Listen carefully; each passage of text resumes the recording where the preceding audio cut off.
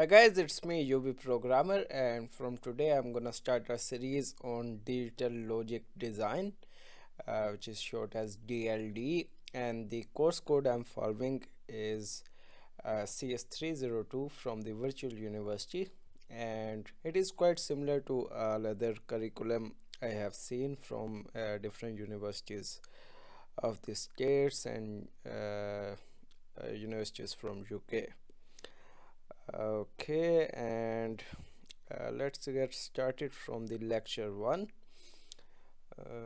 And if you are enrolled in any bachelor or master program, you can contact me on this WhatsApp or this mail to discuss about your coursework or projects you are working on.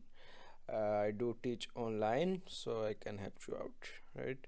Let me just grab a pen and start our lecture.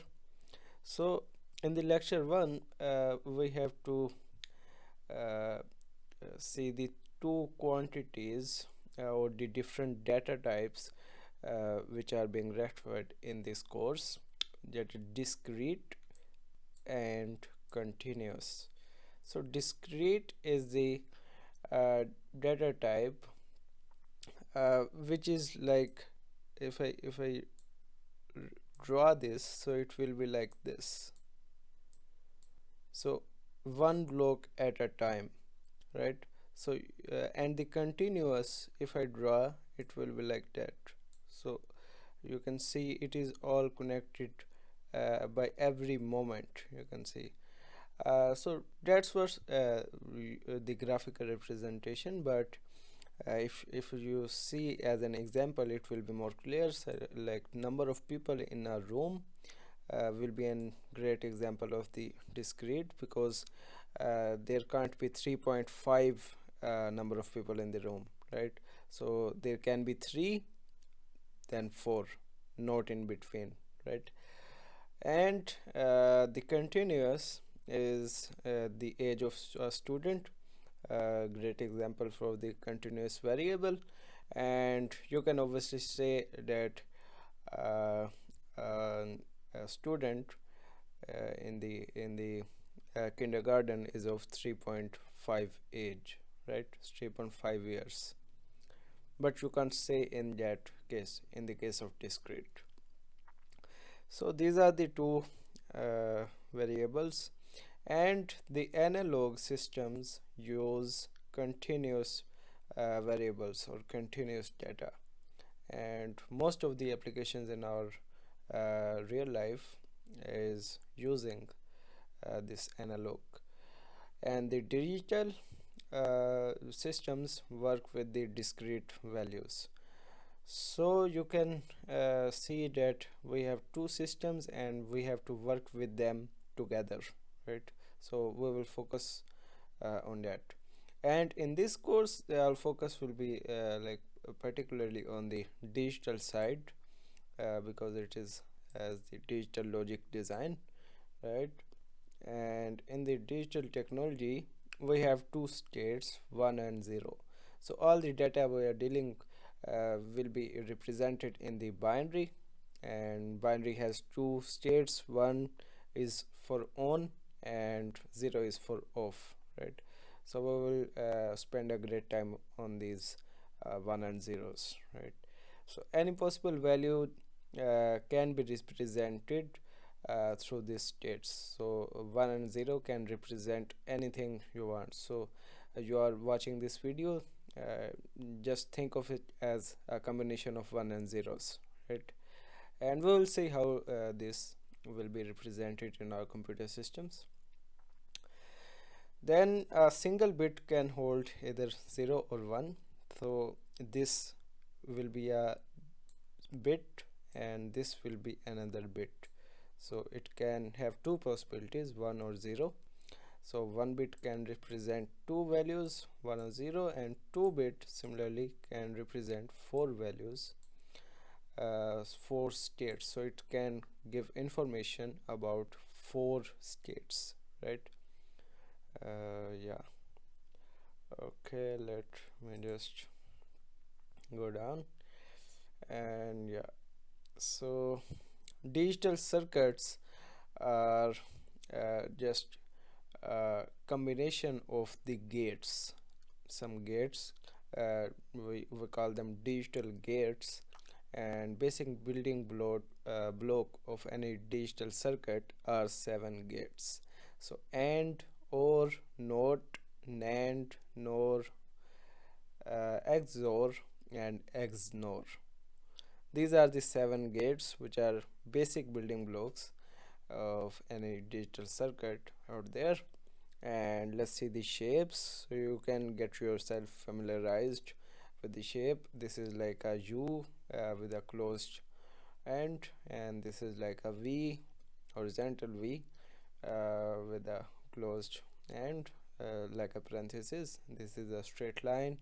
This is the note, and we will see their functions, how they work.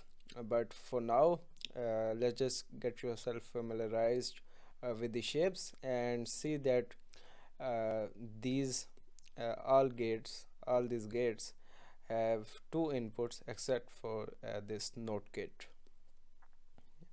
and they all produce a single output.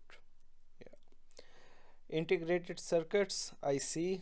So IC has many combination of gates present in that, uh, through which it perform uh, various operations, right? So for example, and IC with 4 NAND gates, so you can combine these 4 NAND gates to produce an IC, right? So that will be a uh, combinational circuit, right?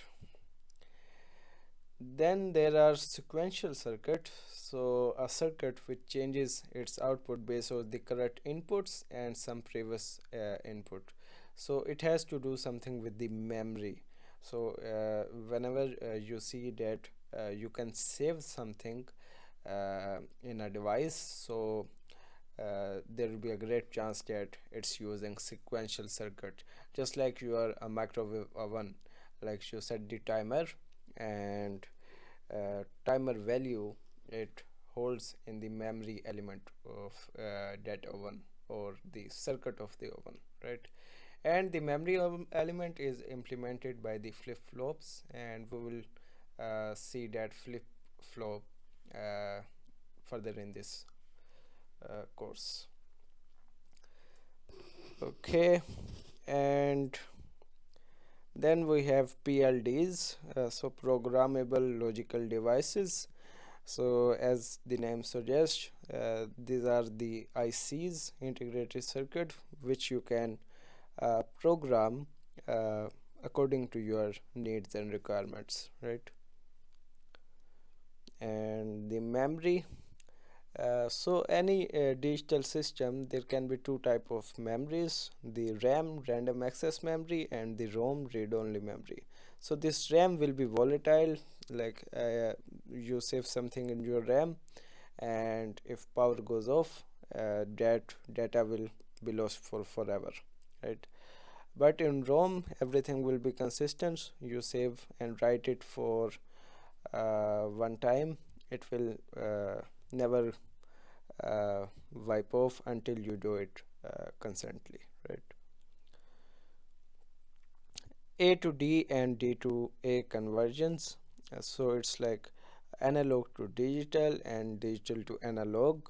So as I already said, that in the real life there are most of the things use analog measurements or the continuous measurements, right? But digital circuits can only process discrete data, or the digital side of the data, right?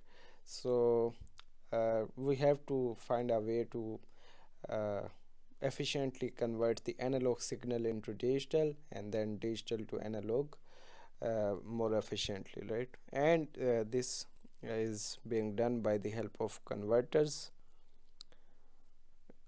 Okay, and let's set ourselves with the number system as our base. First of all, we have the decimal system. we use today, nowadays, right? So it is a positional number system, just like binary and other systems. And you can say the 275 is represented as the binary, or just you can say the 275 in the decimal system is represented as this one.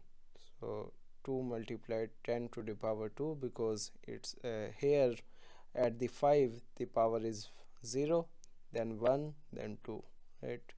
And the fraction part will be with the minus exponents.